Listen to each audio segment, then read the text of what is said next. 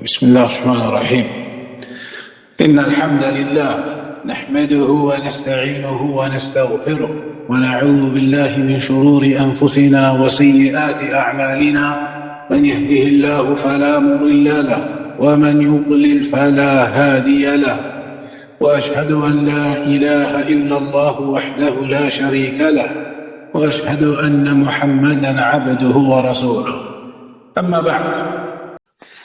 So we begin then today with this first lesson into Uṣūlu Sunnah of the Imām Aḥmad, organized by the community at Markaz Ar-Raziyayn, Jazahumullah khaira. And this particular book, as you will all be aware, is a famous book, a highly recommended book, well known to Ahlul Sunnah, and taught many a time by our ulama, our scholars, throughout the ages. In this time now, you will notice many of the scholars, they refer to this book, meaning that they teach it and they recommend it to their students. It is a book, as you will see insha'Allah, that covers the main areas of the Sunnah, of our Aqeedah, covers the main chapters and the main areas of the Sunnah, of our Aqeedah, section by section as we go along. And we are going to use the explanation of Shaykh Al-Allāmah Rabi' bin Hadi, Hafidhahullah Ta'ala, upon this book, Uṣūlu Sunnah of Imām Abu Abdillah Aḥmad ibn Hanbal, Rahimahullah Ta'ala. So to begin with, we will start with a small introduction.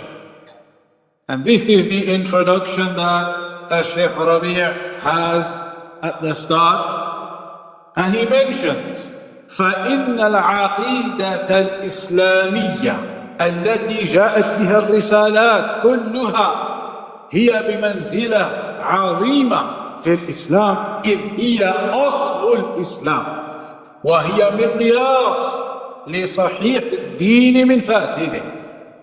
He says the Islamic Aqeedah that all of the revelations came with has a great status in Islam, because that Aqeedah is the foundation of Islam, and it is the criteria upon which to judge the correct religion from the incorrect.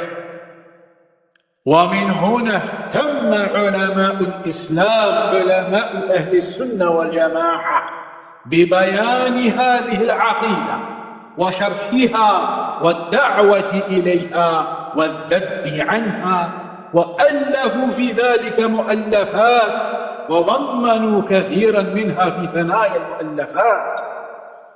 So then he says, due to this reason, meaning due to the fact that Aqeedah is the foundation, the scholars of Islam gave it great importance in clarifying what this Aqeedah is, in explaining it, in calling the people to it, and in defending it. And they authored many books in that regard, and they included much of that Aqeedah throughout their books. وَلَقَدْ أُلِّفَتْ فِي ذَلِكَ الْكُتُبُ الصَّغِيرَةُ وَالْكَبِيرَةُ. And then he says, many books, large and small, have been authored in that field, the field of Aqeedah. فَمِنَ الْمُؤَلَّفَاتِ, and from among those authorships is As-Sunnah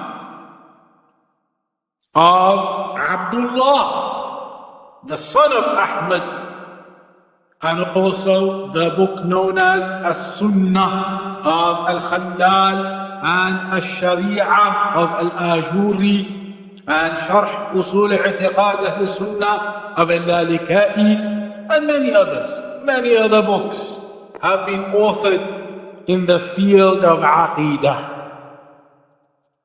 And then he says, مِنْ هُنَا يَجِبُ عَلَى طُلَّابِ الْعِلْمِ أن يهتموا بدراسة هذه العقيدة والأصول التي قامت عليها. He says, and from this point, meaning recognizing the importance of Aqidah, it is therefore binding upon the students of knowledge to give importance to teaching this Aqidah and the foundations that it is built upon.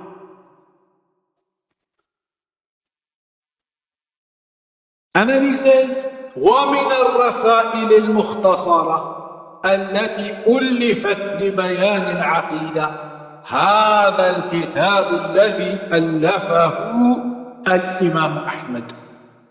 And he says, after that introduction, and one of the small treatises that has been written in clarification of this Aqidah is this book that Imam Aḥmad authored, the Imām of Ahl-Sunnah wal Jamā'ah. This book that we have right now, Uṣūlu Sunnah.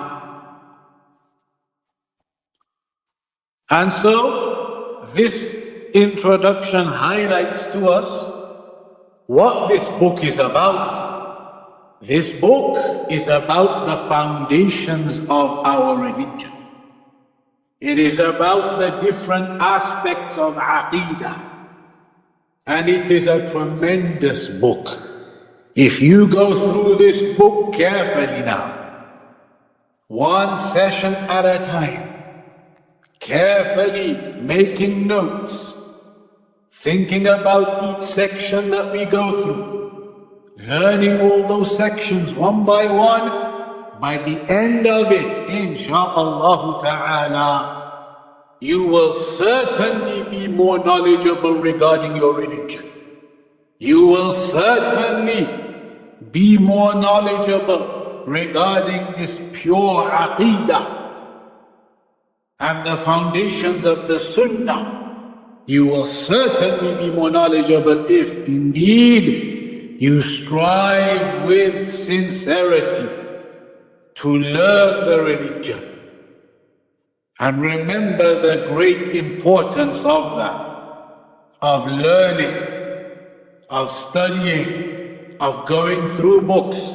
Remember all of that as we now begin into the first section. Remember that the Prophet ﷺ said, من يريد الله به خيرا يفقهه في الدين. Whomsoever Allah subhanahu wa ta'ala wants goodness for, He gives him knowledge of the religion. That is what you are striving for. That is the purpose of sitting now and listening and going through this book. And as Allah said in the Quran, هل يستوي الذين يعلمون والذين لا يعلمون? Are they equal, the ones who know, have knowledge, and the ones who do not, who are jahil? As Shaykh al-Uthaymeen said, of course the answer is no. They are not equal. The ones with knowledge are superior to the ones who do not have knowledge. And the Prophet ﷺ said, من سلك طريقا يلتمس فيه علما سهل الله له به طريقا إلى الجنة. Whomsoever treads upon a pathway seeking by it knowledge, then Allah will make his pathway to paradise easy because of that. And what does that mean? That means when a person seeks knowledge and he understands his religion more and more, understands the Sunnah more and more, it means he can worship Allah better. And it means he can implement his religion better. And that means, insha'Allah, his path to paradise is becoming easier. That's what it means. Whomsoever treads upon a pathway seeking by knowledge, then Allah will make his pathway to paradise easy because of that. And so remember that. Remember the great virtue of knowledge. These classes should be given great importance. Classes of knowledge, classes of studying, this one and others, whichever it may be, all of the classes of knowledge are to be given importance and striving and effort and regular attendance. That is the key, along with al-ikhlas and sincerity. Striving and regular attendance is the key. As I always say, many people, they make the mistake of making lessons of knowledge the secondary priority and making their worldly affairs the primary priority. It's like a person says, I have certain chores I need to do. Once I finish them, if I get a chance, I will log on to the class too. Wrong. What you should be saying is, I have a class that I must log on to today, and around the timings of that class, I will fit in my chores. Not that you will fit in the class around the chores, rather you fit in the chores and the jobs around the class. The class and your knowledge should be the priority. Working for your akhirah should be the priority. So we ask Allah subhanahu wa ta'ala to aid us in the study of this book as we begin now from the first section. In the first section then, the chapter or the issue that is going to be discussed is at-tamassuk بما كان عليه الصحابة والاقتداء به. Clinging on to that which the companions were upon and following them in that.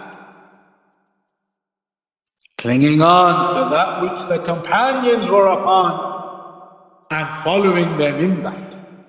This is the first point that Imām Aḥmad is going to speak about. And he says, أُصُولُ السُّنَّةِ عِنْدَنَا التَّمَسُّكُ بِمَا كَانَ عَلَيْهِ أَصْحَابُ رَسُولِ اللَّهِ صلى الله عليه وسلم وَالِاقْتِدَاءُ بِهِ. From the foundations of the Sunnah with us, with Ahlul Sunnah, from our foundations of the Sunnah is that we cling on to what the companions of the Messenger were upon, and we follow in that. Now there is a very important point to mention here straight away. Straight away. Notice very carefully that the first thing that Imām Aḥmad has begun this book with is by telling us we must stick to what the companions were upon. The question is, why did he not begin by saying we must cling on to the Quran and the Sunnah and then what the companions were upon? Why did he miss the Quran and the Sunnah and go straight to the companions? That is a question here. Why did he not say from the foundations is to cling to the Quran and the Sunnah and what the companions were upon? He didn't say that. He said the foundation is, or from the foundations is, that we cling to what the companions were upon. And he missed mentioning the Quran and the Sunnah. Why? Everybody think for a moment. Why? Why did Imām Aḥmad not mention the Quran, the Sunnah, and then the companions? Why did he mention the companions straight away and miss the Quran and the Sunnah out? Why would he do that? Everybody think for a moment. The answer is because Imām Aḥmad was highlighting the criteria that distinguishes Ahlul Sunnah from Ahlul Bid'ah. How? Because when you go to a Sufi, for example, and you ask him, what are the foundations of the Sunnah for you? What is the religion according to you? He will say to you, Quran, Sunnah. If you go to a Khariji and you say to him, what are the foundations you're upon? Your religion? He will say, Quran, Sunnah. You go to an Ikhwani and you ask him, what are the foundations you're upon? What's your religion? He will say, Quran, Sunnah. All of them, apart from the extreme Quraniyun, all of the others, you go to them and you ask them, what is your religion based upon? They will all say to you, Quran, Sunnah. Everybody will say that. Quran, Sunnah. No matter what level of bid'ah they are upon, no matter what level of misguidance they are upon, and deviances they are upon, they will say Quran, Sunnah. And we as Ahlul Sunnah wal Jama'ah, we would say the same. We would say Quran, Sunnah. From that angle, there is no difference then. If I as a Sunni am saying that I am upon the Quran and the Sunnah, and the Mubtadi' is saying to me, well, he's upon the Quran and the Sunnah too, then where is the distinguishment? Where is the distinction? And Imām Aḥmad wanted to highlight that. How did he highlight the distinction? By telling us that as a Sunni, Salafi, from Ahlul Sunnah, our foundation is clinging on to what the companions were upon. Meaning, what were they upon? They were upon the Quran, they were upon the Sunnah. But why are we mentioning the companions? Because it is to highlight, we cling on to the Quran and the Sunnah as the companions did, upon the understanding of the companions of it. That is what distinguishes. Because when you go to the Sufi, he cannot say that he is upon the Quran and the Sunnah with the understanding of the companions. No. The Khariji cannot say he is upon the Quran and the Sunnah with the understanding of the companions. No. The Ikhwani cannot say he is upon the Quran and the Sunnah with the understanding of the companions. No. Ahlul Bid'ah, they are not upon the Quran and the Sunnah with the understanding of the companions. Only Ahlul Sunnah wal Jama'ah, they are upon the Quran and the Sunnah with the understanding of the companions, with the understanding of the Salaf. That's why Imām Aḥmad went straight into that point. Without mentioning Quran and Sunnah, went straight into saying, we cling on to what the companions were clinging on to. To highlight that as Ahlul Sunnah, we cling on to the Quran, we cling on to the Sunnah with the understanding of the Salaf of this Ummah, with the understanding of the companions of this Ummah. And that straight away distinguishes Ahlul Sunnah from Ahlul Bid'ah. Look at how sharp and intelligent the Imams were. How sharp, astute and intelligent the Imams were. أصول السنة عندنا التمسك بما كان عليه أصحاب رسول الله صلى الله عليه وسلم والاقتداء به. The foundations of the Sunnah with us is to cling on to that which the companions of the Messenger of Allah were upon. The Khariji cannot say the companions were upon what he is upon. The Sufi cannot say the companions were upon what he is upon. The people of Bid'ah cannot claim that the companions were upon what they are upon. They will never find proof or evidence of the companions doing the bid'ahs that they do.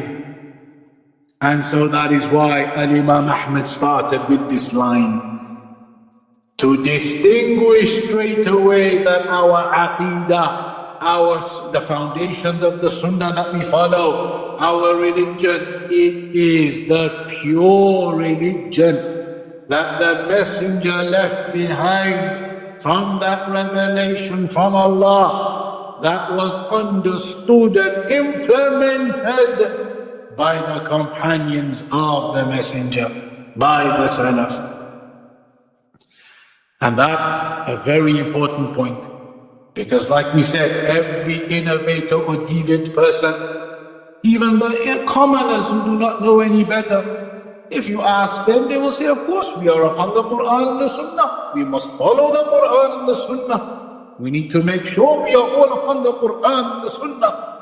But then you need to highlight to them, my brother, there is something more you need to understand. It is not just the Quran and the Sunnah upon your understanding or upon the understanding of your Imām in your local mosque or upon the understanding of some YouTube celebrity Imām or Shaykh. It is upon the understanding of the companions of the Prophet sallallahu alaihi wasallam. So this action you are doing now, you say there is an ayah in the Quran for it. Excellent. But did the companions understand this ayah the way you understand it? Did they implement it the way you implement it? Another one comes along and he says there is a hadith proving this action. We say, excellent. So you have an evidence from a hadith, Sunnah. But did the companions understand this hadith in the way that you do? Did they do the action the way that you are doing it right now? That is the criterion that distinguishes Ahlul Sunnah from Ahlul Bid'ah, Ahlul Sunnah from the others who are misguided because they are upon, as they claim, Quran and Sunnah, but without the understanding of the companions of this Ummah. So he says, أصول السنة عندنا التمسك بما كان عليه أصحاب رسول الله صلى الله عليه وسلم والاقتداء بهم, and to follow them. And this further emphasizes the point. Somebody comes along now and says, yes, I agree, Quran, Sunnah with the understanding of the companions.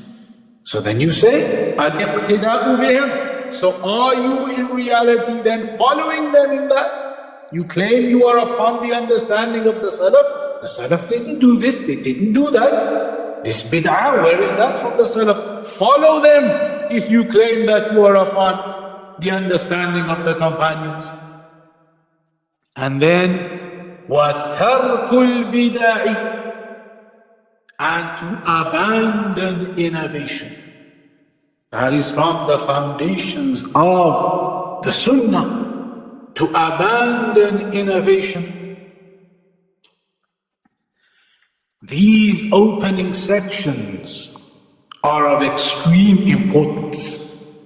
Following the messenger and following the companions and abandoning innovations, following the practice of the companions, the understanding of the companions of the Quran and Sunnah, and abandoning innovations, just as Shaykh Rabi' mentions here, that the Prophet ﷺ said, عَلَيْكُمْ بِسُنَّتِي وَسُنَّةِ الْخُلَفَاءِ الرَّاشِدِينَ الْمَهْدِيِّينَ عَضُّوا عَلَيْهَا بِالنَّوَاجِذِ وَإِيَّاكُمْ وَمُحْدَثَاتِ الْأُمُورِ.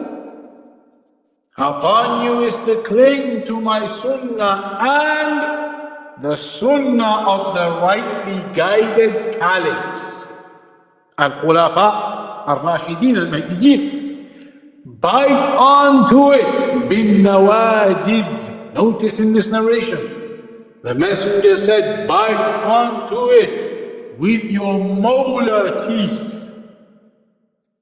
Why the molar teeth? Because imagine, for example, a piece of string. If you bite onto that piece of string with your front teeth and then ask somebody to pull it out from your mouth, very easily they can tug it out of your mouth. Very easily they can pull it out of your mouth. If you are only holding on to it with your front teeth, it'll come out easy. But if you get that piece of string and put it into your mouth and pull it right at the back under your molar teeth and then bite down on it, now you tell somebody pull it out, they are going to have a lot more difficulty, because now it's right back there under your molar teeth, biting down onto it. You have a strong grip on it.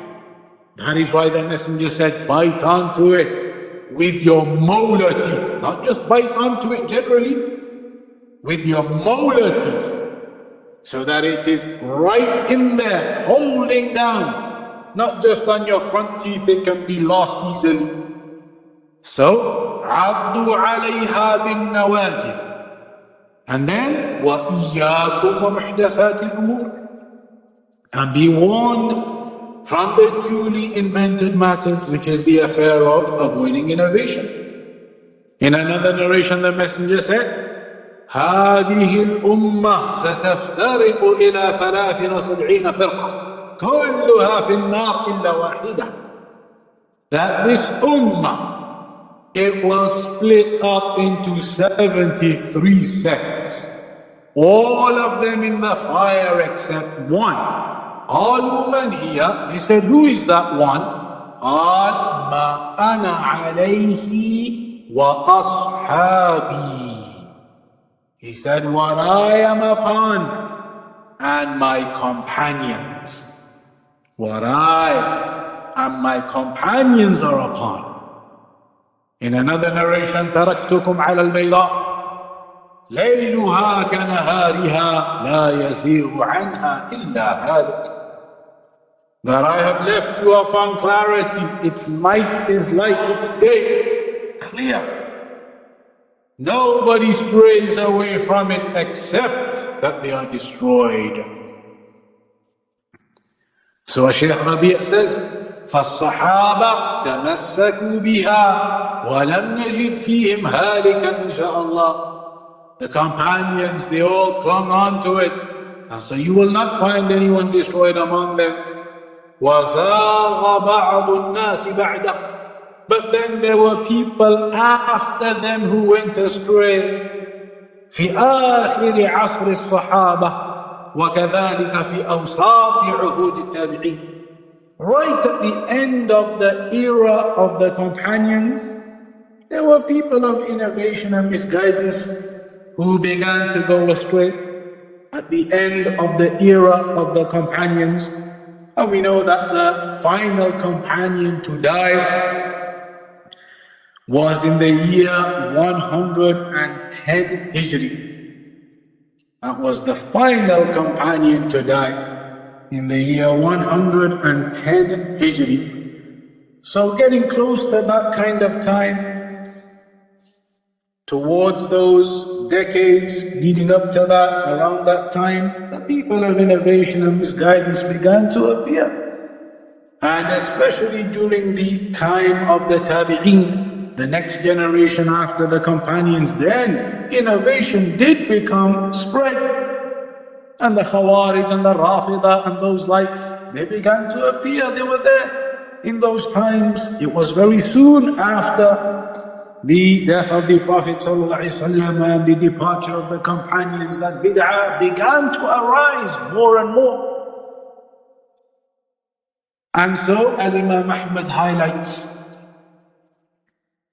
from the foundations of the Sunnah is to cling on to what the companions were upon and to follow them, and to abandon innovation. And that is because Allah told us in the Quran, وَأَنَّ هَذَا صِرَاطِي مُسْتَقِيمًا فَاتَّبِعُوهُ وَلَا تَتَّبِعُوا السُّبُلَ فَتَفَرَّقَ بِكُمْ عَنْ سَبِيلِهِ. That indeed this is my straight path, so follow it, and do not follow the other pathways, such that they will split you away from that pathway, the pathway to Allah. And there is a famous hadith where one of the companions said, خط رسول الله صلى الله عليه وسلم خطا مستقيما. That on one occasion the messenger physically drew a line in the sand in front of the companions, and he said to them, هذا صراط الله. This is the path to Allah. ثم خط عن يمينه وعن شماله خطوطا, and then he drew lines to the right and lines to the left. وقال, and he said, هذه السبل على كل سبيل شيطان يدعو إليه. These pathways, upon each one of them is a shaitan calling you to it. And that's why the Shaykh Rabi' says, فَمَنْ تَرَكَ الصِّرَاطَ الْمُسْتَقِيمِ فِي عَقِيدَتِهِ وَعِبَادَتِهِ أَوْ فِقْهِهِ أو ما شاكل ذلك سلك طريقا من هذه الطرق التي على كل واحد منها شيطان يدعو إليه. Shaykh Rabi'a says, whomsoever leaves the straight path in aqidah or worship or fiqh, leaves the straight path in the affairs of the religion, then he will no doubt end up on one of those other pathways that lead or are led to the shaitan. And likewise, there is the famous hadith of Aisha radiallahu anha, من أحدث في أمرنا هذا ما ليس منه فهو رد. Where the Messenger sallallahu alayhi wa sallam said, whomsoever brings about something new into our sharia, into our religion, something that is not from it, then it will be rejected. Notice in this narration it says, Man ahdaha, whomsoever innovates, whomsoever brings about something new into our religion that is not from it, then it will be rejected. What if somebody says, but I'm not the one who invented this innovation, I'm not the one who brought about this innovation, I'm just doing it, my Imām, whoever, I'm following them, I didn't bring it about, I didn't invent it, so this narration doesn't apply to me, they may say. We tell them, no, my brother, there is another version of this hadith where it says, Man amila amalan, whomsoever does an action, Man amila amalan, whomsoever does an action that is not from our religion, then it will be rejected. So it does not necessitate that you have to be the one who invented that innovation. Even the ones who practice it afterwards, then the other narration tells them the same thing. it will be rejected from you. So there are clear warnings in the Quran and the Sunnah about innovation. In fact, some of the people, they will say to you, you Salafis, you're always talking about innovations and bid'ah, the people of bid'ah, and you give it too much importance. We say to them, no, my brother, listen carefully and learn the religion carefully. We are not giving this affair too much importance. How could that be? When the Prophet ﷺ used to talk about this issue of bid'ah in every single Friday khutbah. How did he used to do that? You've all heard the khutbah at the beginning. When the khatib says, وَإِيَّاكُمْ وَمُحْدَثَاتِ الْأُمُورِ فَإِنَّ كُلَّ مُحْدَثَةٍ بِدْعَةٍ وَكُلَّ بِدْعَةٍ ضَلَالَةٍ. In the khutbatul hajah at the beginning, every khutbah the messenger used to say to them, and be warned from the newly invented matters. For indeed every newly invented matter is an innovation, and every innovation is a misguidance. The messenger used to say that to them at the beginning of every Friday khutbah. So it cannot be said too much importance is being given to this. On Yawmul Qiyamah, when we stand for our accountability, we will be judged upon our deeds. And so we must make sure that our deeds are upon the two fundamentals. Al-Ikhlas, sincerity, and Al-Mutaba'ah, following the Sunnah. Just as we have been informed in the Quran, فَمَنْ كَانَ يَرْجُو لِقَاءَ رَبِّهِ فَلْيَعْمَلْ عَمَلًا صَالِحًا وَلَا يُشْرِكْ بِعِبَادَةِ رَبِّهِ أَحَدًا. That whomsoever desires to meet his Lord, then let him do the righteous actions. فَلْيَعْمَلْ عَمَلًا صَالِحًا, the righteous actions, and they are the ones that are done upon the Sunnah. And then the ayah says, وَلَا يُشْرِكْ بِعِبَادَةِ رَبِّهِ أَحَدًا, and let him not associate any partners in worship to Allah. And that is indicating al-ikhlas, sincerity. Those are the two affairs that are needed for every act of worship to be a righteous and acceptable act of worship. Sincerity to Allah and following the Sunnah of the Messenger. And those are affairs that have been highlighted time and time again within the Sunnah. The importance of sincerity in our actions. We all know the famous hadith of the three men who are thrown into hellfire at the start, near the beginning. One of them was a person who used to go out and fight in jihad, and he was killed doing that. And on Yawmul Qiyamah, on the Day of Judgment, it will be said to him, what did you do in the dunya with your life? He will say, قَاتَلْتُ فِيكَ حَتَّى اسْتُشْهِدْتُ. When he is asked, what did you do in your life with the blessings you were given? He will say, I fought for your sake until I was martyred. And it's true, he fought and he was killed in battle. But it will be said to him on the Day of Judgment, كَذَبْتَ, you have lied. Even though he did, he fought and he was killed. But it will be said to him, you have lied. Why? Because then it will be said to him, إِنَّمَا قَاتَلْتَ لِيُقَالْ جَرِيء.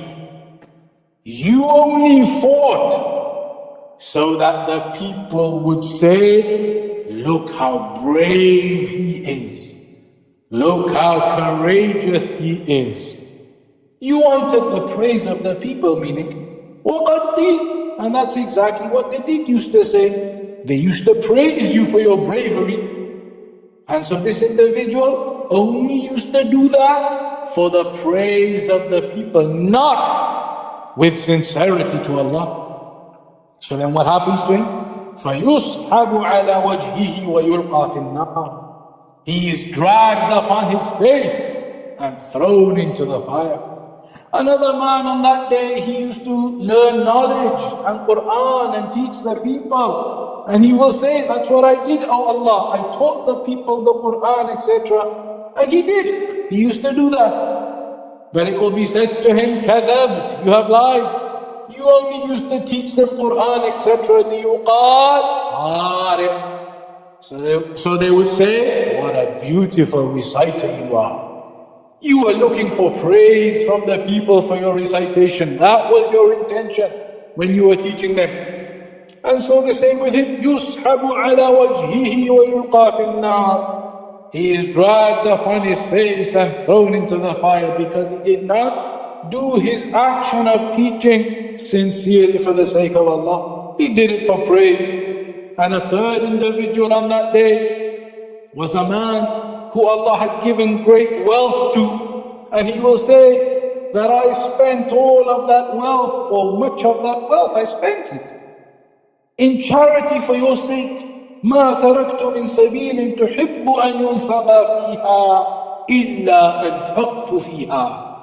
He will say, I did not leave any pathway that you love for the charity to be given in, except that I gave it, and he did.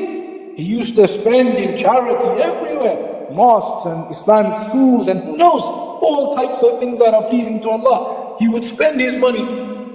But on the Day of Judgment it will be said, كَذَبْت, you have lied.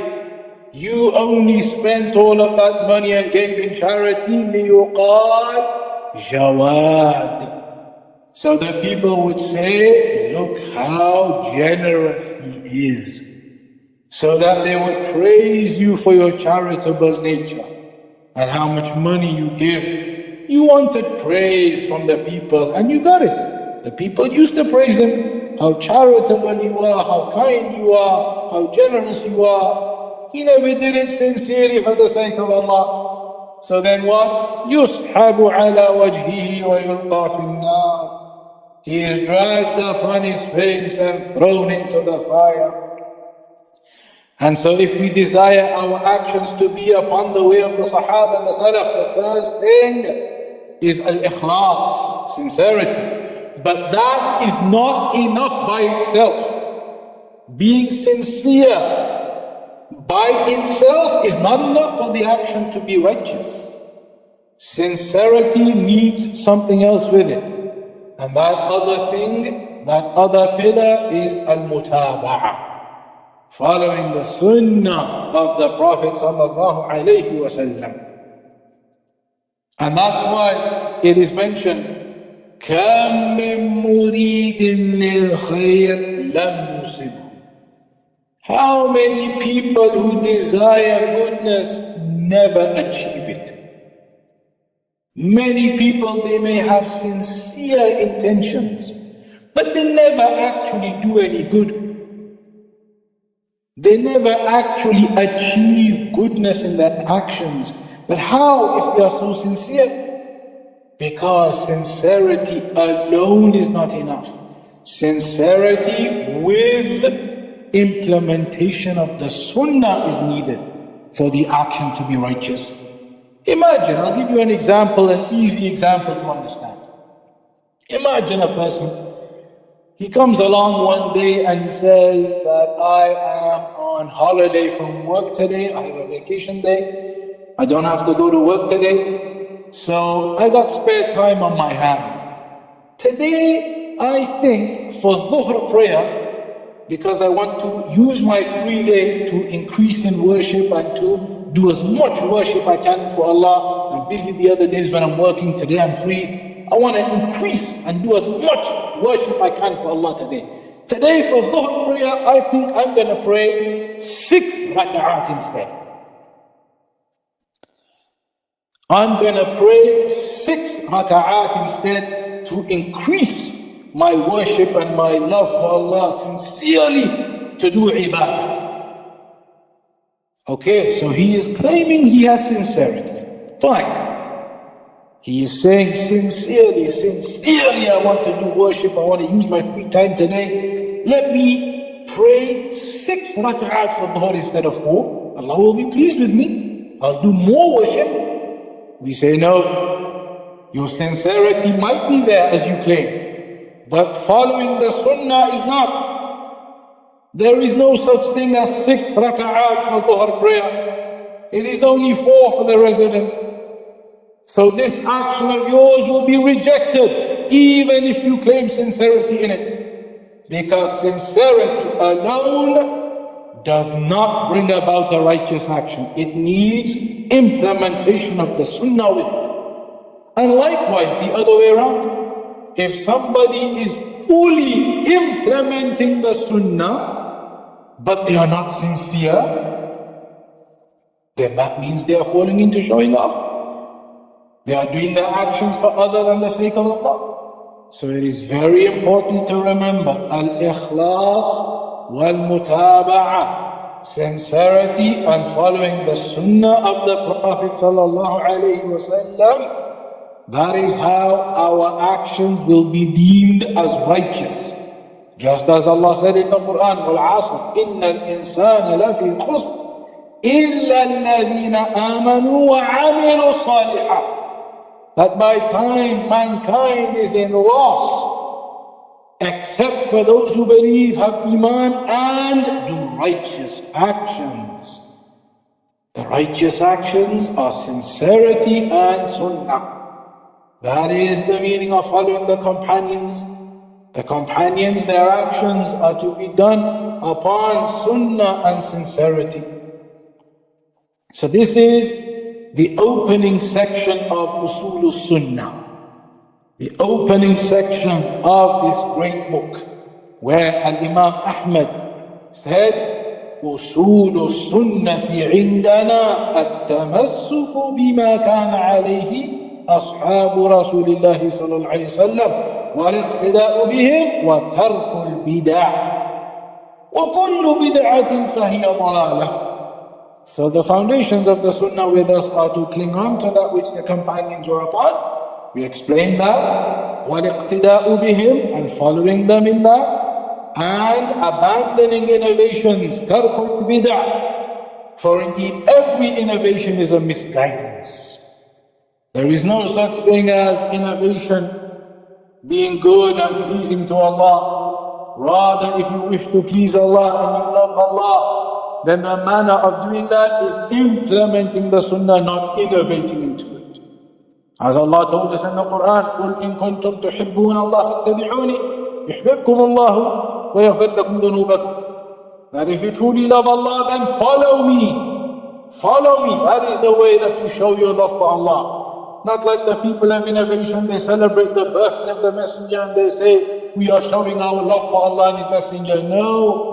Allah said in the Quran, if you want to show your love, the way of doing that, the method to do that is to implement the Sunnah. That is what shows your love for Allah and the Messenger, not to innovate into it. So that is the opening section, and that is where we'll stop on for today, for this first session. If anybody has any questions on that first section we've just done, the first couple of lines, you're welcome to present those if we're able to answer them. Jazakumullahu khairan.